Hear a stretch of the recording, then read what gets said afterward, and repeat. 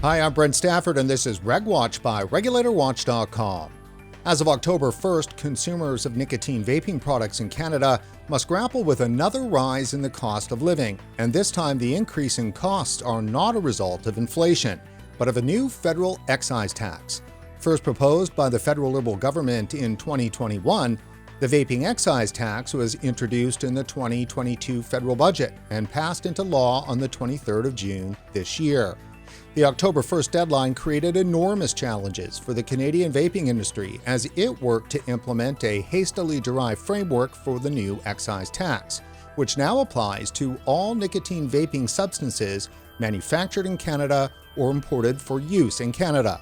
The federal government gave industry just a little over 90 days to do what many say would be impossible, and that is to apply for and receive tax licenses, arrange for surety bonds, and a supply of excise tax stamps appropriate for vaping product packaging.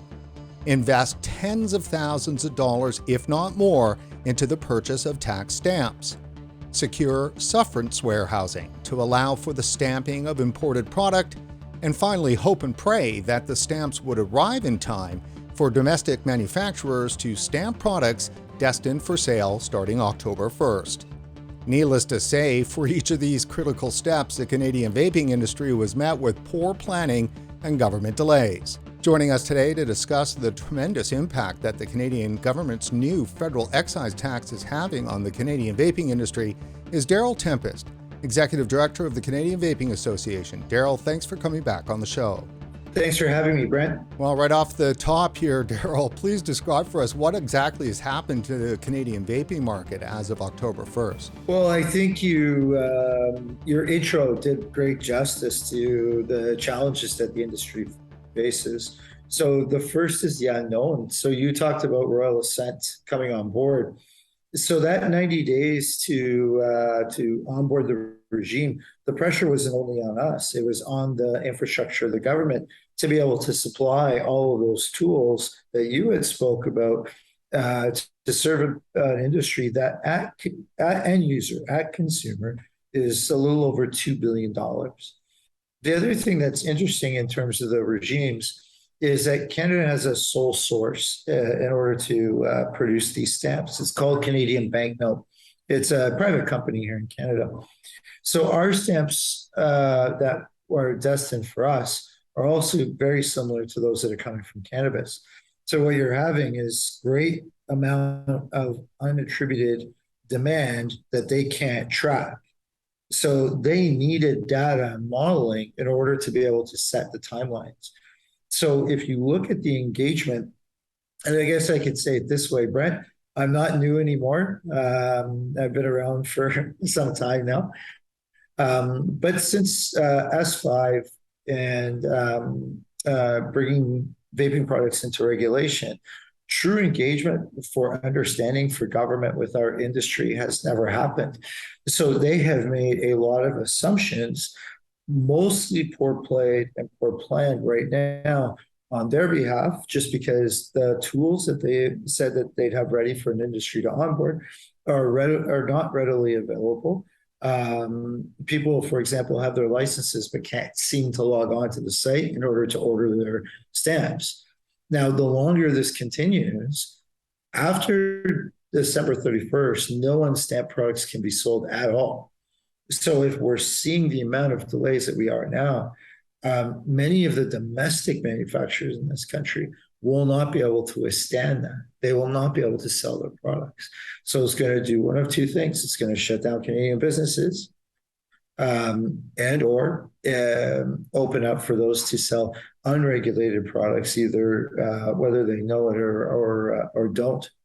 So, I mean, let's get to the crux of it, because it actually physically is the crux, and that is the excise tax stamp. And for everybody out there who's a vapor, you should be a former smoker. And so you're used to seeing, stamps on cigarette packages, and of course, as you mentioned, on cannabis and so forth. So it's that physical stamp. So if a manufacturer of vape juice does not have that stamp, they can't sell that product in Canada. These stamps are like money. You are accountable to them. So if you lose them, you have to give them the equivalent in cash. So, and with penalties as well that can be attached to that. So the stamp regime is how your product moves.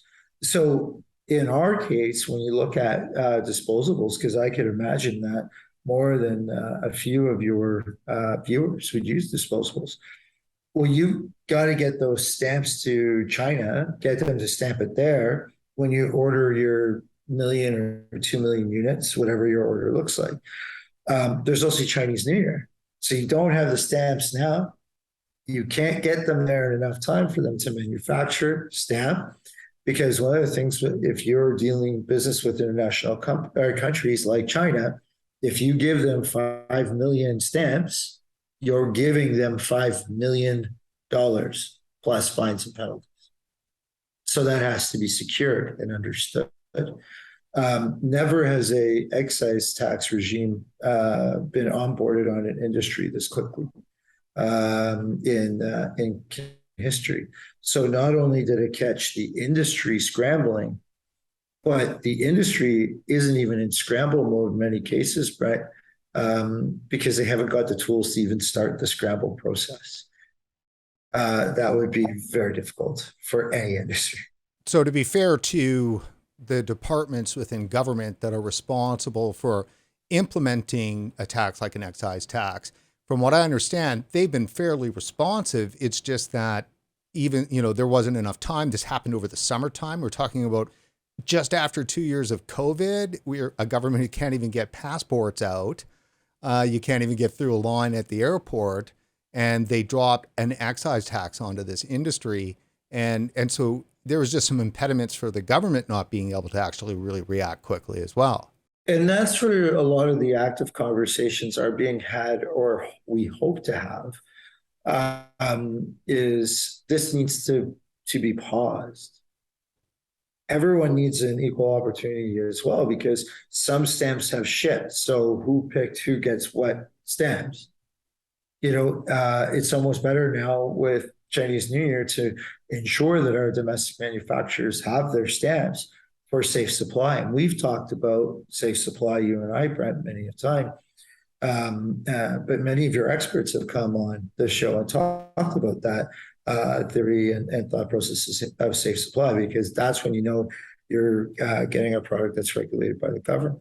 So we always called for that kind of system. Quality manufacturing to make sure that the products that go into consumers are safe. These are roles that government is supposed to play. No one is debating the government's right to tax. The second provincial tax will end up being a complete disaster if they follow through. There's a report that we've given to the federal government on what the impacts of this tax is going to be. But we can't even get to the impacts if the infrastructure isn't ready to onboard the industry.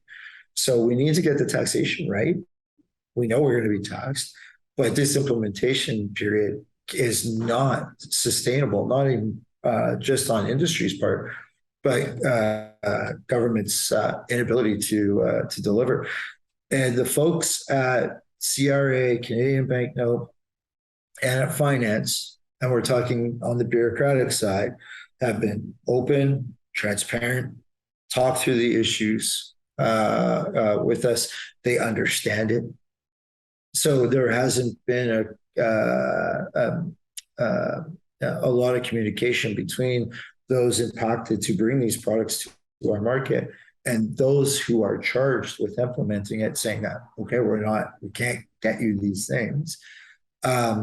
So truly is with now at the minister level and the Minister Freeland's level, they must staff to hopefully be able to showcase them that neither you, government, nor the industry based on that is able to have compliance. So I can imagine, and I certainly talk to many of our members today, are not manufacturing. They didn't manufacture as of Friday. So how long can that continue? And Brett, just to show you the real impact on this, is that there is a lot of custom-made order companies in the Canadian market. So when you order your 5 bottles or your 6 bottles of juice, for example, they make them for you right there. So if they don't have stamps and they start ordering live and in time in that environment, and I can pick up 6 companies right now that do that. They cannot operate. So their businesses are shut down. There's a bunch of product that is still for sale. There's inventory out there that's not a part of the tax regime. But once it gets sold, then it must be replaced by new product that comes from a stamped facility. Well, and just think about shipping stamps. These stamps you can't just ship over by Pure Layer UPS. It's the same as sending money. So you send it in a Brinks truck, right? There's 3 manufacturers or 3 shipping companies that we can use. We get a list of them because it's secured cash. And you talk about sufferance warehouses, because if you were to bring products here to stamp them here, you have to do it in the sufferance warehouse. Many of our members have been told there's sufferance warehouses. We called every single one on the list that they gave us, every single one. Either, no, we don't have capacity to be able to bring in those types of products, or we do not deal with your type of product. So they're like, yeah, you can deal with your problems here domestically. For those who don't know what a sufferance warehouse is in very general terms, it's a place where you can bring need to have duty paid into Canada without the duty having to be paid, because you can't leave that warehouse without that duty stamp on it. So all of the disposables that come into the Canadian market are imported. I mean, those are not manufactured. Every single one. Every single one. So that means as of today, unless the disposable has a stamp, which was either, you sent it over in a Brinks armored car or whatever across the ocean to China, so the manufacturer in China can affix that stamp, and then the product gets imported here. Or the product comes into a sufferance warehouse here where it's very secure and that's where the stamp is applied, but there is no sufferance warehousing. So putting my Machiavellian hat on here, this says to me that the federal government is just implemented a pretty effective way to drastically cut down the number of disposables that are coming into the Canadian marketplace. Yeah, it's a little less of a thought process on that, because they can ship the disposables as long as retailers can sell them by December 31st. They need their stamps on December 31st. And actually has far more reaching impact over the short term on our domestic manufacturers. Under the scenario that I just gave you. And it's even, if you want to really put some thought process into this, and these are the types of conversations I have with elected officials all the time, is that you're going to crowd the market with the product that you suggest is the problem, which is these sleek little disposable devices, which everyone says leads to youth experimentation. Fact is that an excise tax is a sin tax. It's generally applied to products that are conceived to have a cost to society. And that's a little bit different in this case, because this product is a harm reduction product, and millions and millions of people believe that it helps save their lives, as opposed to being something that costs society. But yet there's still the elasticity and inelasticity of demand, that the iron law of economics comes in here. So when we're looking at, in Canada, forecasted is that the demand for vaping products is elastic. And that being the case, it's anticipated that there'd be about $240 million in revenue brought on into the federal coffers in the first year as a result of this excise tax. Now, if that happens, that means a reduction of revenue for the Canadian vaping vendor. So that's, I would imagine, the whole process chain through from manufacturer to retail, a $365 million drop in revenue in the first year. And then, as you were mentioning, when it comes to the province, if the provinces decide to jump on and tax with this excise system, well, that will mean an additional revenue of $396 million and a loss of vendor revenue totaling $609 million. It absolutely will decrease just from a pure economics point of view. That's what you talked about. Is that there's 1,400 jobs across this country. 1,400 businesses across this country that employ Canadians. It's an absolute destruction of that infrastructure. And, I find it ironic, Brett, it's going to be a destruction of the infrastructure that is the one where they have to be of age, a majority, to walk in. So let's go back even 2 or 3 years to the irony of that, which is we closed down the very access point that we crave in order to deal with youth experimentation with vaping. So a complete destruction of the retail arm. Your product categories will contract greatly. So the amount of products that Canadians can get contract a great deal.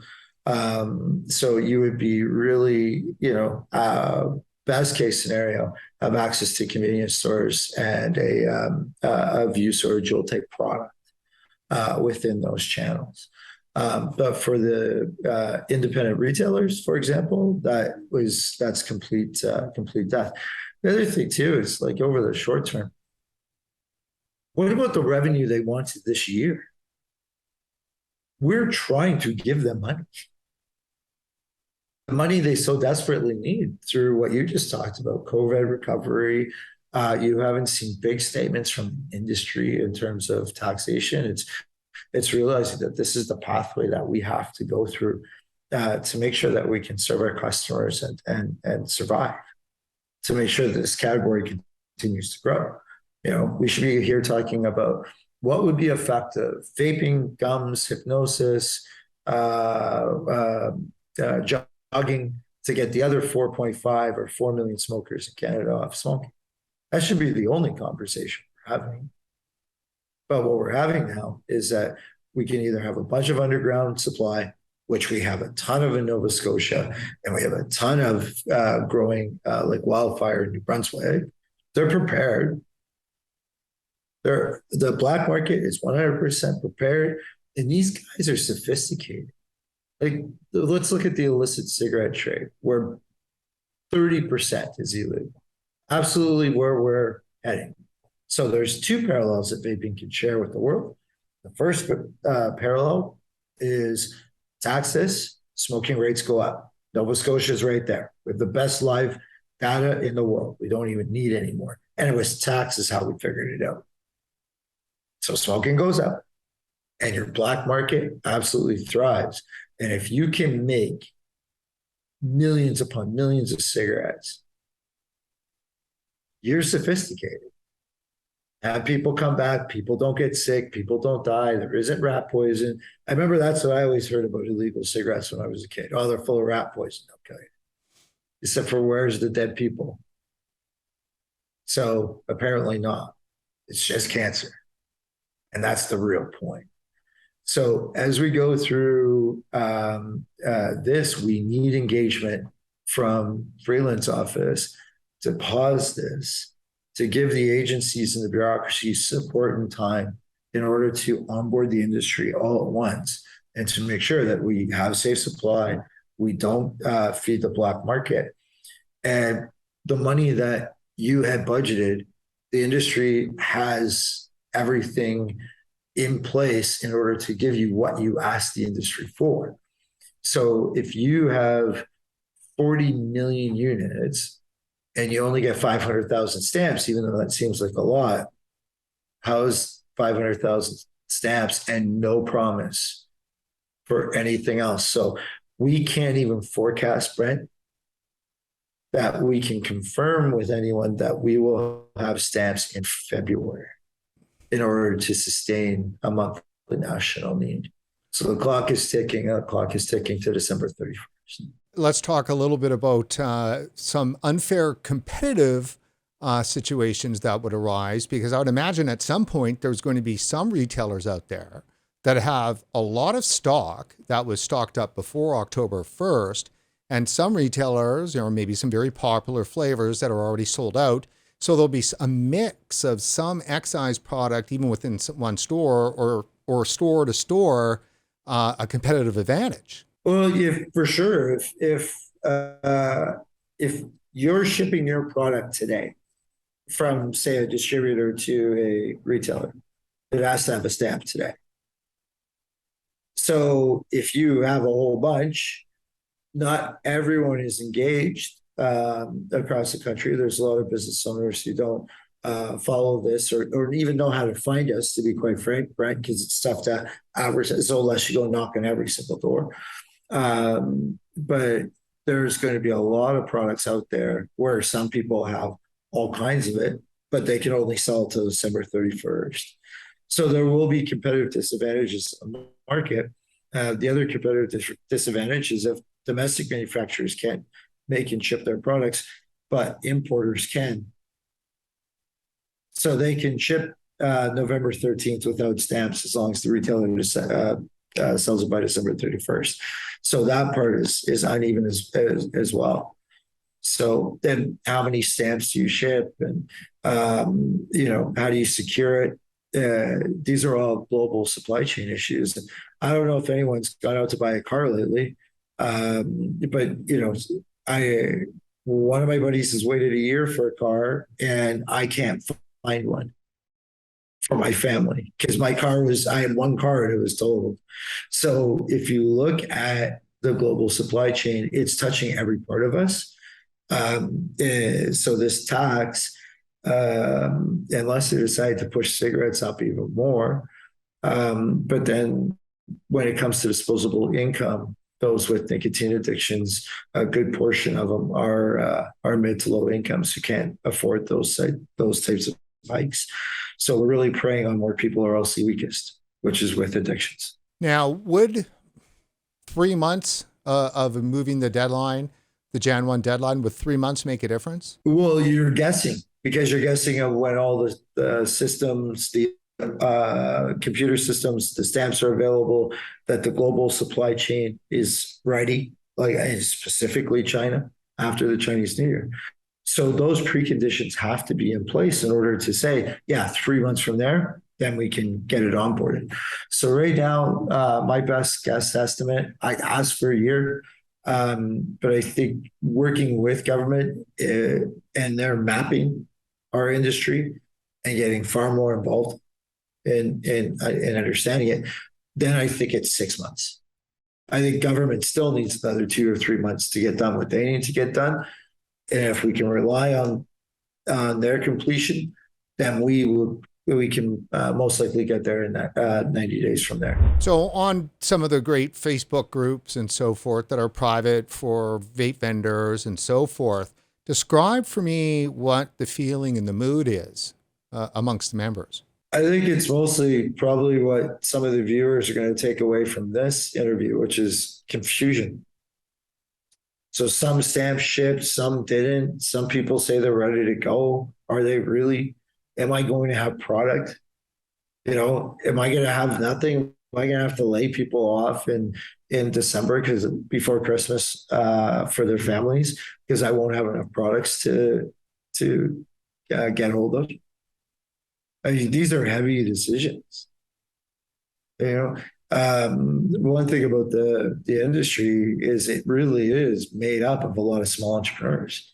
Even convenience stores are like that. There's a lot of small entrepreneurs that have blessed Canada and helped build our communities with their support too, and what they've offered for the people in their neighborhoods. So these are a lot of like mortgages, foods, everything that goes along with it. So with the inability to be able to support that, the only way to do it is some people that sell cigarettes are just going to continue to sell cigarettes and hopefully more to make up for the difference, or start watching our category go heavy in the black market. And in and around the TVPA, when the TVPA came through, Brent, there wasn't really much of what the black market that you see today. This has solely been created around the design of policy decisions.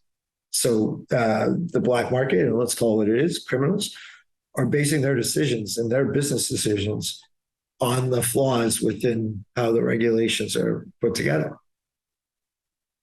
It sets the market. So one or another market is going to get set. So currently in cigarettes, at best knowledge, I've heard it's much higher and it's coming in much higher. That we've agreed as a nation to split cigarette sales 70-30 with criminals. Some people are concerned that maybe vaping will no longer be cheaper than smoking, that it would be more of a parity with cigarettes.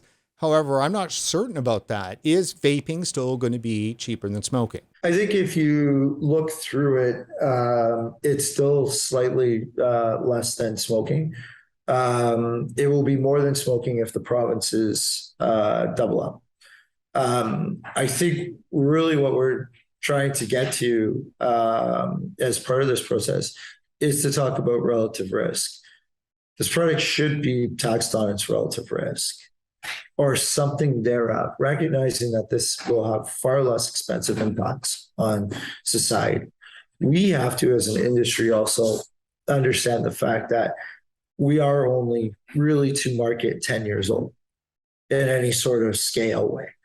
So we have to acknowledge the possibilities that the outcomes are unknown. I have to do that all the time. But the impacts of smoking are known. So anything that pulls you away from that, hence relative risk. So there is no agreement in Canada, the relative risk between vaping and smoking. It continues to haunt us. It haunts us with flavors. It haunted us with our right to exist. And it's haunting us with taxation. Darryl, if the government could extend this deadline for implementation, like full implementation, like something like June of next year, is that enough time then for, and it's not even for the industry to provide and get things done. It's mostly for the infrastructure to service the needs of industry in order to properly implement this tax while still servicing customers and still saving lives. That's exactly it. So again, I go back to my point, which was in no way do we advocate for them not to have, or for our nation not to have a tax on vaping products.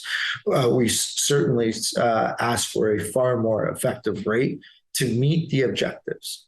So what are the objectives? There should be only two objectives. The first objective is to get people off of smoking, to extend quality of life years lived. That's objective one. And objective two is revenue for the state. I've said a couple of times, we can't give the federal government our money currently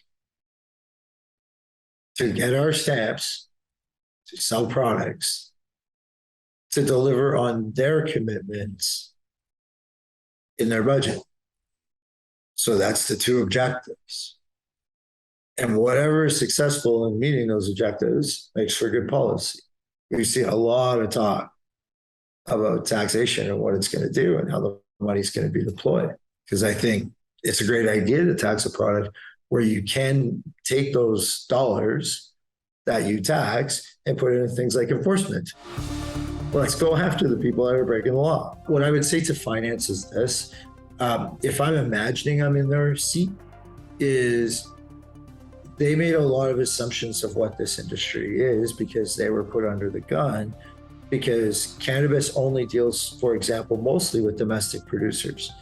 So we have now come out as a very complicated industry. You know, you got big tobacco, you got small entrepreneurs, you got lots of little importers finding products throughout the world to bring to market. All of those players are there and they have to be accounted for. So the system for nicotine cannabis was built loosely around cannabis. It's just, they're not the same thing. So I think that realization has come. We really need to dig in because no one went through a full process review with industry. We sent some documents into finance saying, here's where these products come in, here's how long it takes, here's the order time, and all these things that are quite, again, dry. Brent, I'm sure I'm not as exciting as I usually am. But on the other side of that, there is the very real probability of product shortages and pretty deep ones if this does not get addressed. So we are very much in engagement mode with government, and we're looking at all options to us, whether it be MP engagement, legal, more studies, any pathway we can to make sure that the product flow to the 1.2 million vapors in this country continues and the conversion does not stop.